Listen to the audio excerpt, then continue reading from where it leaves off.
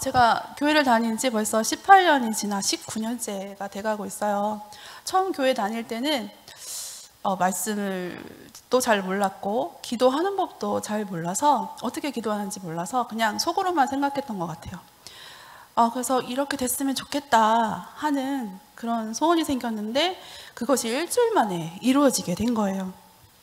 그래서 하나님은 이런 나의 기도를 듣고 계시는구나. 하나님은 참 신실하시구나 라는 걸 경험하게 됩니다. 제가 경험한 하나님은 제가 만난 하나님은 신실하신 분이시다.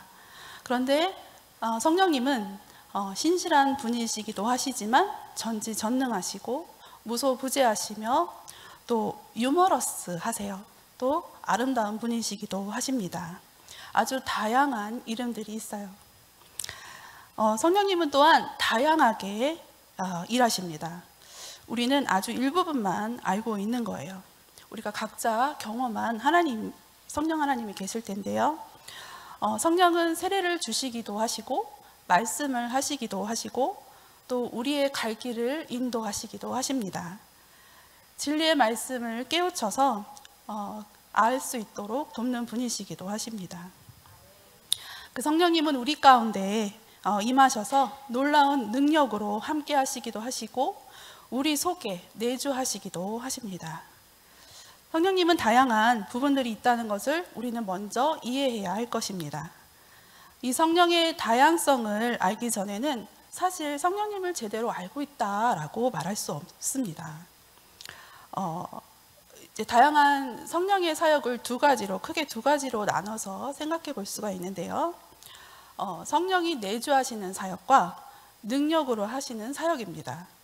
먼저 내주하시는 성령님은 내 안에 들어와 사시는 거예요. 내 속에서 그분이 함께 살고 계신 내주하는 사역이 있습니다. 내주하시는 성령의 역할이 있는데요. 성령님이 우리 안에 내주하시게 되면 주 안에서 자꾸 성숙한 성도로 변화시켜 주십니다. 그리고 내주하시는 가운데 우리의 삶은 그분 안에서 계속 성장해 가게 만드십니다. 성령의 내주하시는 사역은 나로 하여금 죄를 이기게 하여서 거룩한 백성으로 살아가게 도와주십니다. 네 번째로는 내주하시는 성령님은 예수님의 성품, 신성한 성품에 참여하도록 우리를 이끌어 가십니다. 또한 성령님은 능력으로 사역을 하시는데요. 능력으로 기름을 부어주신다라는 뜻입니다. 듀나미스, 성령의 권능이 우리에게 오셔서 그 권능 가운데서 일하게 하시는 성령의 능력 사역입니다. 능력 가운데 성령님이 임하시게 되면 우리가 주님의 능력으로 내 힘이 아닌 그분의 능력으로 무장하게 만듭니다. 또한 능력으로 우리 안에서 그분이 일하실 때는 그 힘을 공급받아 섬길 수 있는 은혜가 주어집니다. 성령의 능력은 내 안에서 주님이 나에게 주신 은사를 효과적으로 사용하여서 그 은혜를 증대시켜 주십니다. 또한 능력으로 일하시는 성령님은 우리 지극히 평범한 우리에게 예수님께서는 너희가 나보다 더 큰 일을 하리라 라고 말씀하고 계세요. 요한복음 14장 12절 말씀입니다. 예수님의 사역을 하도록 우리에게 능력을 부어주시는데요. 내주하시는 성령님, 능력으로 역사하시는 성령님이 어떻게 내 안에서 역사하시는가 이것을 잘 알아야 합니다. 그럴 때 성령님이 이렇게 일하시고 계시구나 라는 걸 명확하게 알 수 있습니다. 오늘은 내주하시는 성령에 대해서 전해드리도록 하겠습니다. 내 안에 살고 계시는 하나님이 바로 내주하시는 성령 하나님이십니다. 성령께서 내 안에 들어와서 내주하시면 인생이 달라져 변화가 일어납니다. 놀랍게 이전에 그 모습이 보이지 않고 완전히 새로운 모습으로 바뀌어 버리는 것을 우리는 종종 보게 됩니다. 전혀 소망이 없이 살던 그 절망 속에 빠져있던 사람이 소망으로 가득 차게 되고, 날마다 우울했던 사람이 하늘의 기쁨으로 충만한 사람으로 바뀌게 되고, 또 늘 불안하고 초조했던 사람이 하나님께서 주시는 평강으로 가득하게 되어 놀라운 평강이 그를 지배하게 됩니다. 성령께서는 어디로 가야 할지 모르는 방황하는 영혼에게 그 성령이 내주하시면서 함께 하시기 시작하면 어떤 길로 가야 옳은 길인지 가르쳐 주시고 도와주십니다. 성령이 내주하시는 이 놀라운 사역은 사실상 성도의 신앙생활에 있어서 가장 기본이 된다고 할 수 있습니다. 사도 바울이 얘기하셨는데 고린도후서 4장 16절 말씀. 그러므로 우리가 낙심하지 아니하노니 우리의 겉사람은 낡아지나 우리의 속사람은 날로 새로워지도다. 아멘. 우리 육신은 날마다 후패하나 속사람은 날마다 강간하여진다. 옛 잘못된 습관에 붙들려서 이렇게 묶여있던 모든 것들이 다 끊어지고 놀랍게 내주하시는 그 성령님이 나를 계속해서 변화시켜 가신다는 것이죠. 그것이 실제로 자기 삶을 통해서 나타나게 되고 또 그래서 다른 사람도 자기뿐만 아니라 다른 사람도 그것을 알 수 있게 되는 것이죠. 제가 초창기 신앙생활할 때 많이 들었던 말씀입니다. 많이 변했다. 정말 성주 네가 변한 거 보니까 하나님은 정말 살아계시는구나 라는 그런 말을 듣게 됐어요. 제가 주일학 신앙생활을 하고 한 2, 3년 있다가 교사를 했는데 주일학교 교사를 할 때 어떤 집사님의 딸이 이렇게 엄마한테 막 대들고 따지고 막 이랬나 봐요. 그거 있잖아요. 제2의 탄생기. 이제 그런 걸 겪고 있었나 봐요. 그래서 선생님 얘가 자꾸 엄마한테 대들어요. 좀 뭐라고 좀 해주세요. 이렇게 말씀하시는 거예요. 그래서 제가 그때 존댓말이 생각이 났어요. 그래서 그 아이한테 존댓말로 해라 라고 얘기를 해야 되는데 말 못하고 가만히 있었어요. 왜냐하면 저도 엄마한테 약간 그 애랑 비슷하게 제가 엄마를 그렇게 대하고 있었거든요. 그래서 가만히 아무 말도 못하고 가만히 서 있었어요. 그래서 내가 오늘부터 엄마에게 어머니라고 부르리라. 내가 존댓말을 하리라. 그래서 너 다음 주에 보자. 제가 그렇게 얘기를 하고 그날 주일이었는데 그날 이제 집에 가서 제가 다녀왔습니다.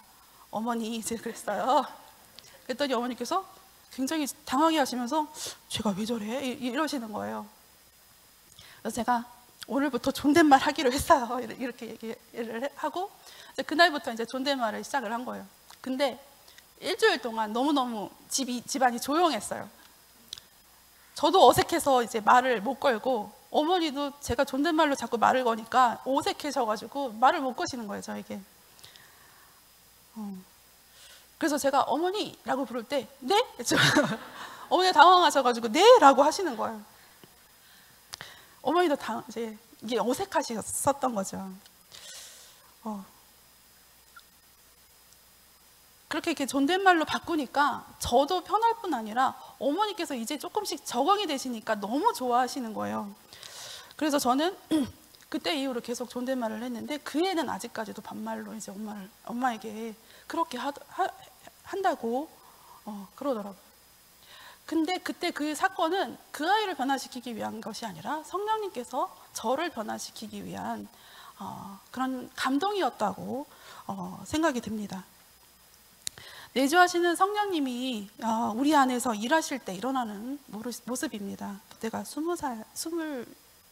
하여튼 20대 초반에 그때까지도 엄마한테 막 대들고 막 이랬던 거예요. 그래서 엄마하고 대화를 하고 있으면 아빠가 왜 싸우냐고 할 정도로 그런 모습으로 비춰졌었던 거예요. 그런데 내 안에서 성령님께서 역사하시고 이끄시는 대로 살아가니까 점점점 저도 변하게 되었던 것입니다. 그래서 결국에는 우리가 예수님을 닮아가도록 성령님께서 이끌어 가십니다. 내주하심을 정의한다면 성령님의 성품을 빚어 내기 위해서 성령님께서 성도의 마음속에서 교회와 함께 사시는 것입니다. 그러니까 내 안에 계신 성령님과 함께 사는 것은 계속 다듬어져 가고 더 온전하게 세워져 가면서 예수님 닮아가는 과정인 것입니다. 신앙생활하면서 실수도 많이 하고 우리 속에 남아있는 세상적인 습관들이 있어요. 그리고 또 잘 해결하기 힘든 고질적인 문제들도 있습니다. 제가 제일 힘들어했던 부분이 바로 사람과 교제를 하고 그 사람과 이렇게 끝까지 가는 거예요. 중간에 자꾸 싸우고 막 싸우면은 안 보고 이런 사람이었거든요. 어릴 때 이제 아빠의 그 폭력이 사람들을 잘 믿지 못하게 만들고, 또 경계하고, 또 얕잡아 보이지 않으려고 노력하고, 또 손해보고 싶지 않은 마음이 너무 강하다 보니까 참 이것을 넘기는 일이 참 힘들었던 것 같아요. 그래서 너무 이제 부끄러웠던 간증이 하나가 있는데요. 이제 교회 다니는 지 이제 2년쯤 됐었을 때인데, 이제 다른 교회로 3박 4일 이제 집회를 갔었어요. 그때는 이제 세상의 때가 이제 막 벗겨지지 않은 그런 집착이 강한 그런 때였는데, 그래서 아껴 쓰고 아까워하고 막 이제 그럴 때였어요. 그래서 주방 세제도 리필할 때 그 반만 채우고 물을 반 채워서 이렇게 흔들어서 쓰고 그럴 정도로. 그래서 이제 3박 4일 이제 집회를 가면 짐을 싸잖아요. 이제 치약도 챙기고 샴푸도 챙기고 막 이런 것들을 챙기는데, 그때 이렇게 작은 용기가 없어서 샴푸 큰 걸 이제 바꾼 지 얼마 안 돼서 그 예전 통에다가 이 샴푸를 펌프질을 해서 가져왔어요. 근데 제가 머리가 이렇게 이만큼 길 때였는데 4번 정도 짜면 머리를 충분히 감을 수 있거든요. 3박 4일이니까 3, 4, 12, 12번 펌프질을 해서 담아서 이제 가져가게 됐어요.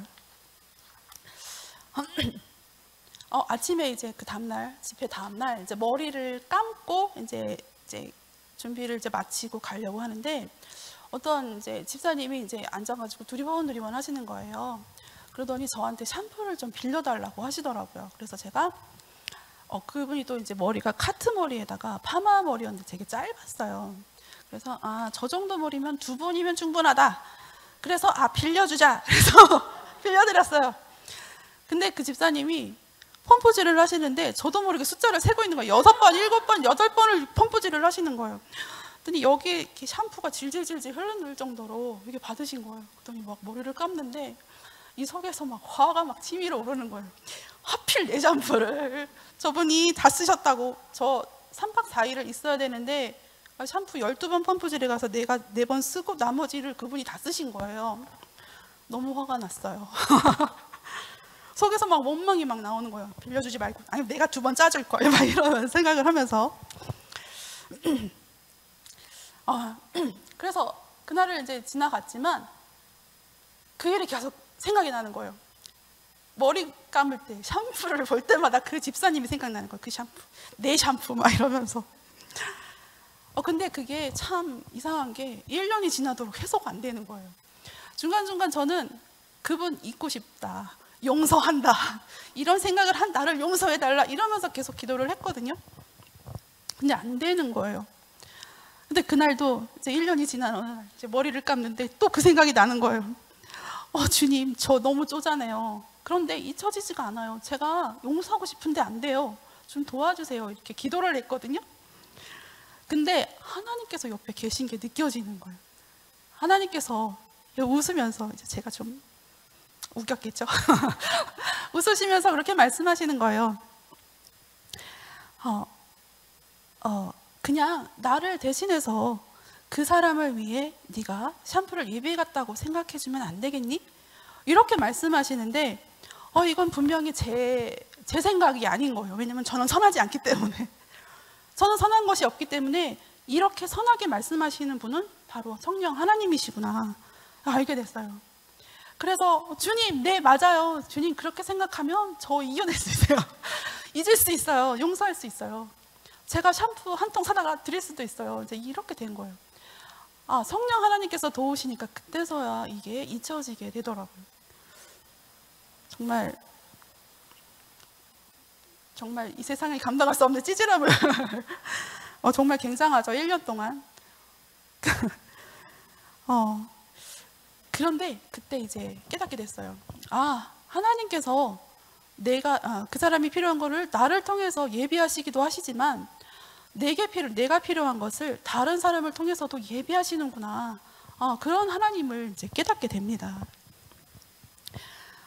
그러면서 하나님께서 내 안에서 나를 사람을 이해하는 법을 가르쳐 주시고, 또 이 기도에, 이 찌질한 생각을 한 이 기도에 하나님께서 응답하시는구나, 그런 것들을 알 수 있게 되었습니다. 그다음부터는 이 어떤 사람과의 문제가 있을 때 이것이 내 잘못인가? 아니면 저 사람의 잘못인가? 아니면 하나님께서 뭔가 깨닫기를 원하셔서 이런 일이 생겼는가? 이것들을 생각하면서 점점점 성품이 다듬어져 갔습니다. 마침내 진짜 목적은 우리 안에서 그리스도의 성품이 빚어지기 원하시는 것입니다. 이제 저는 샴푸를 보면 예수님을 생각할 수 있게 되었습니다. 은혜지요. 우리는 예수님을 닮아가야 합니다. 우리 모두는 그런 변화하는 과정에 있습니다. 성령님이 내 속에 들어와서 살면서 나를 예수님의 성품으로 자꾸 빚어가십니다. 그러니까 예수님의 성품으로 빚어가는 과정 속에서 이 안에서 충돌이 일어납니다. 내적인 싸움이 많이 일어나죠. 예수님은 계속해서 예수님을 닮아가도록 인도하시는데 한쪽에서는 이건 내 스타일이 아니야. 힘들어, 귀찮아, 짜증나. 이런 옛사람이 완전히 싹 살아버리지 않았기 때문에 이 싸움은 계속되는 것입니다. 요한복음 7장 38절부터 39절 말씀입니다. 함께 읽겠습니다. 나를 믿는 자는 성경의 이름과 같이 그 배에서 생수의 강이 흘러나오리라 하시니 이는 그를 믿는 자들이 받을 성령을 가리켜 말씀하신 것이라. 예수께서 아직 영광을 받지 않으셨으므로 성령이 아직 그들에게 계시지 아니하시더라. 아멘. 초막절 절기에 예수님께서 이제 하신 말씀인데요. 나를 믿는 자는 그 뱃속에서 생수의 강이 흘러나온다. 하나님의 생명인 생명수가 흘러나오도록 내주하시는 성령님에 대해서 설명하고 있습니다. 예수님을 믿는 자에게는 내주하시는 성령님이 이 안에서 생명이 흘러나오도록 만드십니다. 39절 예수님께서 아직 영광을 받지 않으셨기 때문에 성령이 아직 그들에게 계시지 않더라 라고 말씀하고 있는데요. 예수님이 영광을 받으신 후에 바로 이와 같은 성령이 내주하는 사역이 시작될 것이다 라고 말씀하시는 것입니다. 요한복음 14장 17절 말씀인데요. 그는 진리의 영이라 세상은 능히 그를 받지 못하나니 이는 그를 보지도 못하고 알지도 못함이라. 그러나 너희는 그를 아나니 그는 너희와 함께 거하시며 또 너희 속에 계시겠음이라. 단순히 성령이 함께 하는 것뿐 아니라 너희 속에 계시겠다는 것입니다. 후에는 너희 안에 있게 될 것이다. 예수님을 믿으면 예수님의 영이 우리 속에 들어와서 나와 함께 산다는 것, 그것이 내주하시는 성령님이십니다. 제자들은 이때 예수님께서 하신 말씀이 무슨 말인지 아마 몰랐을 거예요. 얼마 후에 예수님께서 십자가에 못 박히시게 되죠. 그래서 뭐가 뭔지 모를 상황에 처하게 됩니다. 예수님께서 십자가에서 이렇게 처형당하니까 제자들은 두려워서 문을 꼭꼭 걸어 잠그고 숨게 됩니다.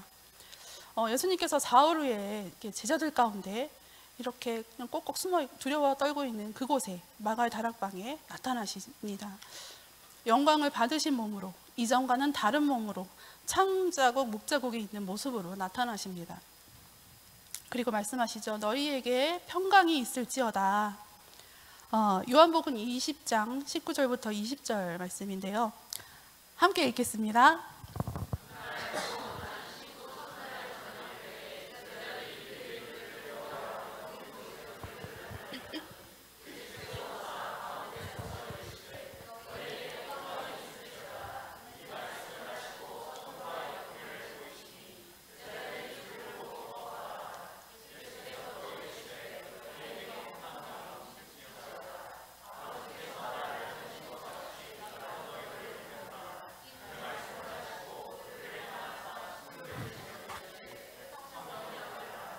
아멘. 육신의 몸으로 오셨지만 영광스러운 변화된 모습으로 오셨어요. 그리고 평강이 있을지어다 라고 말씀하셨습니다. 그런 다음에 아버지께서 나를 보내신 것처럼 나도 너희를 보낸다. 제자들을 세상 가운데 보낸다. 그럴 때 가장 필요한 것이 무엇인지 예수님은 알고 계셨죠. 성령을 받으라. 이와 같이 말씀하시는 장면입니다. 창세기 2장 7절에도 하나님께서 자기의 형상대로 우리를 만드시고 그 코에 생기를 불어넣으시니 라고 말씀하고 있는데요.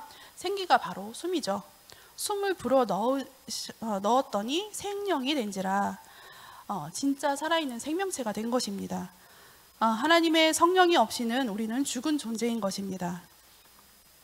그래서 에베소서 2장 1절의 말씀에는 그는 허물과 죄로 죽었던 너희를 살리셨도다. 너희 죄로 인하여 죽었다. 그런 죽었던 너희를 살리셨다라고 말씀하고 있는데, 숨을 내쉬며 인간에게 살아있는 생명의 숨을 불어넣으신 살아있는 생명체가 되게 하셨던 것처럼 부활하신 예수님께서 두려움에 떨고 있는 제자들에게 오셔서 숨을 내쉽니다. 성령을 받으라. 생명의 숨을 불어넣어 주신 것입니다. 그래서 새로운 존재가 되었고 새로운 역사가 이곳에서부터 시작됩니다. 이때 제자들이 성령을 받은 것인데 바로 내주하시는 성령입니다. 사도행전 2장에는 능력으로 성령 강림 사건을 말씀하고 있는 것이고요. 그리고 지금 이렇게 예수님께서 하신 것은 하나님의 영, 예수 그리스도의 영이 제자들 안으로 들어간 것입니다. 그래서 그들과 함께 이 몸을 거처로 삼으시고 거기에 머물러 사시는 거예요. 우리는 예수님을 믿을 때 그분이 보내신 성령을 받게 됩니다. 그래서 성령이 들어왔던 증거 중에 하나가 우리가 하나님을 아빠, 아버지라고 부르게 된다는 것이죠. 우리는 하나님의 자녀입니다. 성장 속도는 다 다를 수 있어요. 아기, 자녀, 청년, 아비의 모습으로 이런 단계들이 있는데, 분명한 것은 예수님을 믿으면 예수님께서 보내신 성령이 우리 안에 오셔서 그분이 이 안에 거처를 삼으시고 우리와 함께 산다는 것입니다. 또한 성령님은 우리 안에서 들어오셔서 항상 함께 하시는데, 그럼 왜 우리 안에 함께 살기를 원하실까? 이것은 내 속에 들어오셔서 이전의 삶이 아닌 새로운 차원의 삶을 살도록 하기 위한 것입니다. 내면의 변화를 입어 예수님을 닮아가게 만드는 것이죠. 예수님의 성품이 내 속에서도 일어나게 만들기 위해서는 성령님은 내 속에 들어오셔서 나와 함께 살고 있는 것을 우리는 알아야 합니다. 자녀들을 키우게 되면 이 아이가 잘 자랄 수 있도록, 바르게 자랄 수 있도록 교훈도 주고 또 가르쳐 주기도 하고 본을 보여서 삶으로 보여주기도 합니다. 그리고 학원을 보내서라도 이 아이가 잘 자라게 도와주죠. 성령님께서 우리에게도 교훈과 책망과 바르게 함과 의로 교육하기에 유익한 성경의 진리의 말씀을 깨닫게 하여 주시고, 또한 그 성경을 통해서 예수님을 알아가게 만들고 또한 예수님을 닮아가게 만들어 주십니다. 성령님은 자꾸 우리를 변화시켜 주시죠. 교회 다니기 전에는 정말 작은 거에 집착하고 또 대화하기도 힘들고 또 혼자 있는 것을 너무 좋아하던 그런 사람이 이 자리에 설 수 있게 성령님께서 저를 다듬어 주신 것이죠. 사람을 사역하는 사람으로 변화시켜 주셨습니다. 하나님께서 하시는 일은 정말 놀라운 일인 것 같습니다. 로마서 8장 4절 말씀인데요.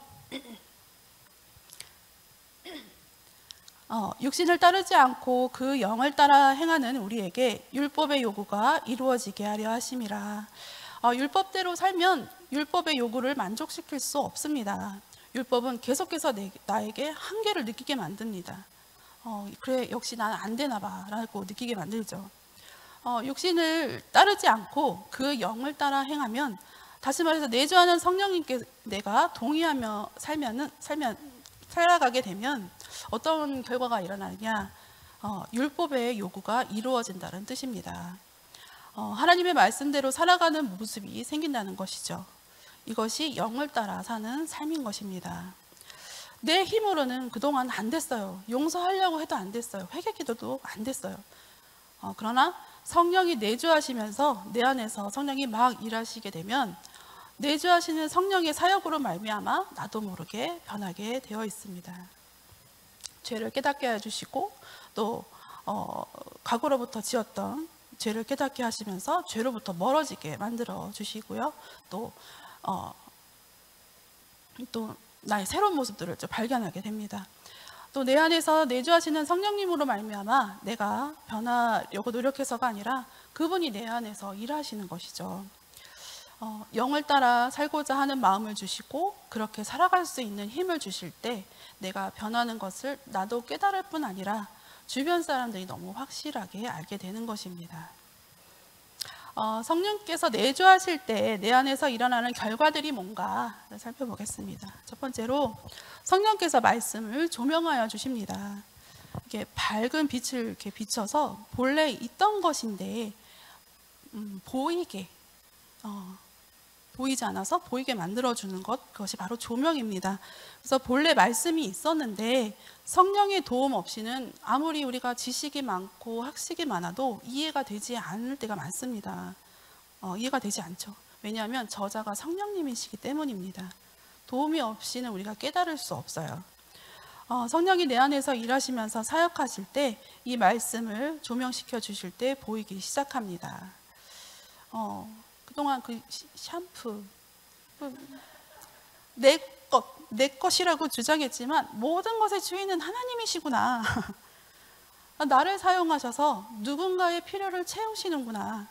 하나님은 그 샴푸 집사님을 사랑하시는구나. 이런 뜻이구나. 이렇게 살아야 하는구나 라는 것들을 깨달아가고 또 깨닫게 해주십니다. 두 번째로는 예수님의 의를 우리 속에 심어주셔서 성령의 열매를 맺게 해주십니다. 갈라디아서 5장 22절부터 23절 말씀인데요. 오직 성령의 열매는 사랑과 희락과 화평과 오래 참음과 자비와 양성과 충성과 온유와 절제니 이 같은 것을 금지할 법이 없느니라. 성령이 우리 안에서 예수 그리스도의 의를 심어주시고 그래서 열매가 맺게 도와주십니다. 의의 열매, 성령의 열매를요. 하나님의 기쁨이 충만하게 되고 하나님과 화목하게 되고 또한 다른 사람과 화목하게 하는 일을 할 수 있게 됩니다. 성령께서 우리 안에서 열매를 만들어 가시는데 이 성령의 열매는 어떻게 맺어가느냐? 그냥 성령님께 순종하시면 됩니다. 포도나무가 이제 가지에 잘 붙어 있으면 자동적으로 이 포도 열매를 맺게 되는 것처럼 성령이 주시는 말씀을 잘 받고 따라가게 된다면 그렇게 이끄시는 대로 순종하다 보면 내 안에서 성령의 열매가 풍성하게 맺어집니다. 내주하시는 성령님이 우리에게 의를 심어서 우리 안에서 성령의 열매를 맺게 하시는데 성령이 주시는 말씀을 그대로 받고 따라가게 된다면 우리는 자꾸 자라가게 됩니다. 열매가 풍성히 맺어지는 것이죠. 마지막으로 예수님의 마음을 우리 인격을 통해서 드러나도록 하십니다. 우리 인격 자체가 예수님의 인격이 드러나게 되는 그런 삶을 살아야 됩니다. 성령에 이끌려 살게 되면 예수님의 마음을 성령이 내주하시는 가운데 우리 인격을 통해서 드러나도록 자꾸 만들어 주십니다. 우리로 하여금 하나님께서 주신 새로운 은사로서 사역하게 만들어 주시고 내 안에서 무언가를 할 수 있는 동기를 막 부어 주십니다. 예수님을 닮아가게 만드는 것이죠. 예수님께서 성령에서 하신 일들이 그런 건데 배고파하는 사람들에게 오병이어의 기적을 베풀어서 배불리도록 하셨고 또 각종 병든 자들이 이렇게 오면 불쌍히 여겨서 고쳐주시기도 하셨습니다. 또 삶의 방향성을 잃은 목자 없는 양 같아서 이렇게 불쌍히 여기사 그들 오는 자들을 가르쳐 주시기도 하시고 하셨죠.